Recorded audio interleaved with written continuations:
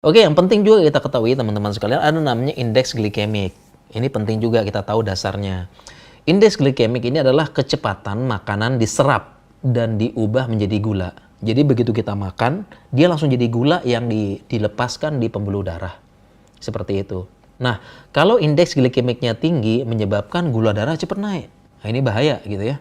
Dan bagi orang diet nggak bagus gitu ya. Dan juga indeks glikemiknya tinggi menimbulkan rasa cepat lebih besar. Ya kenapa ketika indeks glikemik tinggi, gula darah di pembuluh darah banyak, maka respon tubuh mengeluarkan insulin.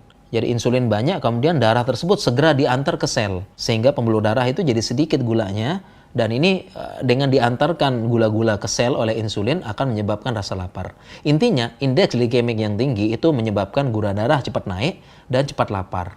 Oleh karena itu, dalam ilmu gizi, kita berusaha menghindari terlalu banyak makan makanan yang indeks glikemiknya tinggi. Apalagi teman-teman yang pelaku diet. Jadi ingat ya teman-temannya, kita berusaha menghindari makan yang indeks glikemiknya tinggi. Secara umum, indeks glikemiknya makanan yang gula dan karbohidrat dan tepung itu umumnya indeks glikemiknya tinggi. Makanya memang nasi indeks glikemiknya tinggi. Kemudian mie instan tinggi. Apalagi snack-snack, tepung gula, udah itu indeks glikemiknya tinggi. Gula darah cepat naik dan memang nanti bikin cepat lapar, minta makan lagi begitu. Bikin ketagihan. Ini secara umum.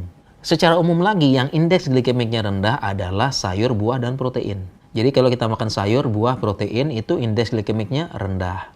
Makanya kalau kita makan sayur, buah, protein itu nggak cepat lapar. Karena indeks glikemiknya rendah. Nah, lebih idealnya kita kombinasikan. Makanya kalau kita makan nasi putih, memang nasi putih ini sebagian orang bilang bahaya karena indeks glikemiknya tinggi. Memang iya, memang indeks glikemiknya nasi putih itu tinggi. Bahkan jadi beberapa orang bilang bahaya tuh karena itu. Racun katanya. Tetapi ketika nasi putih ini kita kombinasikan dalam satu piring, ada sayur, ada protein, ada buah, maka dia akan menurunkan indeks glikemik. Makanya tadi kan isi piringku, programnya Kemenkes kan nasi putih, sayur banyak, buah, protein. Ini akan menurunkan indeks glikemik dan juga akan mencegah rasa lapar serta menunda gula darah naik begitu cepat. Jadi nggak masalah. Makanya inilah pentingnya belajar ilmu gizi. Makanya ada pertanyaan juga, boleh nggak orang diabetes makan nasi putih? Boleh jawabannya. Kenapa enggak? Boleh, bahkan boleh minum gula ya, asalkan dengan ilmu begitu.